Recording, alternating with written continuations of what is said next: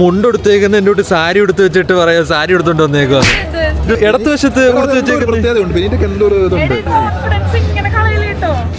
അരമണിക്കൂറിന് മുന്നേ സാരി വരുന്ന മനസ്സിൽ പോലും വിചാരിച്ചില്ല. 2 ട്രെയിൻ ഒരു ബസ്സും പിടിച്ചിട്ടാണ് നമ്മൾ ഓണപരിപാടിക്ക് എത്തേണ്ടത്. അടുത്ത് 1 മണിക്കൂർ പോലും നിൽക്കാൻ പറ്റില്ലെന്ന് എനിക്ക് ഉറപ്പായിരുന്നു. പക്ഷെ ഇത്ര പെട്ടെന്ന് പറ്റില്ല എന്ന് വിചാരിച്ചില്ല. അങ്ങനെ അവിടെയും പിന്നൊക്കെ കുത്തി സെറ്റ് ചെയ്ത് ബസ്സിൽ കയറിയപ്പോ പട്ടി പോലും നോക്കി നിൽക്കണേർന്ന്. നിങ്ങൾ ആദ്യമായിട്ടായിരിക്കും ഈ കൊല്ലം കാണുന്നത്. പക്ഷെ ഇവന്മാര് ഞങ്ങളുടെ ഈ കൊല്ലം കാണുന്നത് ആദ്യമായിട്ടാണ്.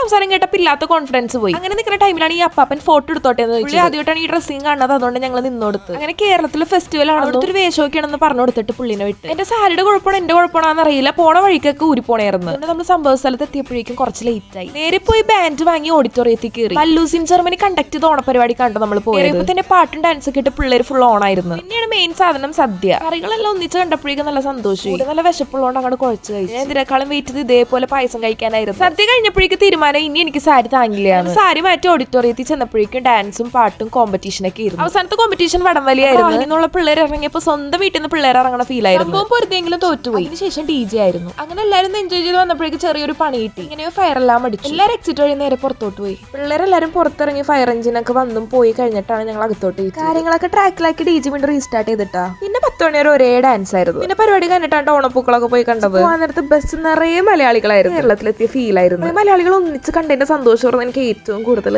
അപ്പൊ ബൈ ബൈ.